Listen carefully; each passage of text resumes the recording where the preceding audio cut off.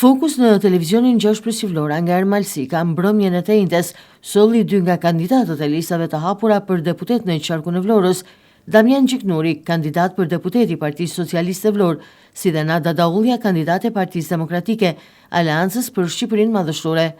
Për Damian Gjiknurin, ky është një rikthim pas 4 vitesh në qarkun e Vlorës. Ai thotë se është pritur mjaft mirë nga të gjitha strukturat e Partisë Socialiste, e se i ka munguar Vlora gjatë këtyre viteve. Gjiknuri është kandidat në listat e hapura të Partisë Socialiste në qarkun e Vlorës, por për të, kjo është një sfidë tjetër që do ta risjellë edhe më fort. E duket se xhaketat e vjetra të Partisë Socialiste janë hedhur në fushë betejë dhe kandidati socialist këtë gjë e cilëson si një gjykim dhe risi të vetë kryesocialistit Edi Rama, të cilin e respekton.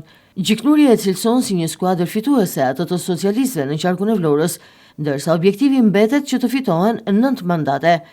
Ndërkohë Partia Demokratike vjen në këto zgjedhje me koalicionin për Shqipërinë Madhështore, ndërsa Partia Socialiste e vetme. Për Gjiknurin, kjo nuk jep as pak avantazh opozitës për të fituar zgjedhjet. Gjiknuri foli edhe për programin e Partisë Socialiste, si dhe për takimet me socialistët dhe qytetarët në të gjitha bashkitë e qarkut të Vlorës. Në pjesën e dytë të Fokus e ftuar ishte kandidatja e Partisë Demokratike për deputete në qarkun e Vlorës, Nada Daulja. Edhe pse Irene Mosh Daulja është me një kontribut të konsiderueshëm në politikën lokale, duke qenë se tashmë ka hyrë në një garë të re, ajo është prezantuar gjërësisht për publikun. Tha se është në listat e Partisë Demokratike për të maksimalizuar votën e koalicionit e për ta sjellë ato në pushtet. Ndërsa doli nga procesi i primareve, Nada Daulja tha se ky ishte një proces demokratik dhe shumë transparent.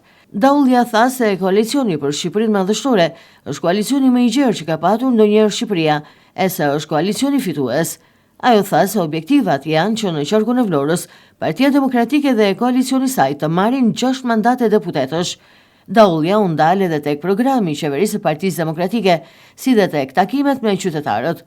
Fokus në televizionin 6+ Vlora nga Ermalsika rikthehet sërish në ditën e ardhshme në orën 20.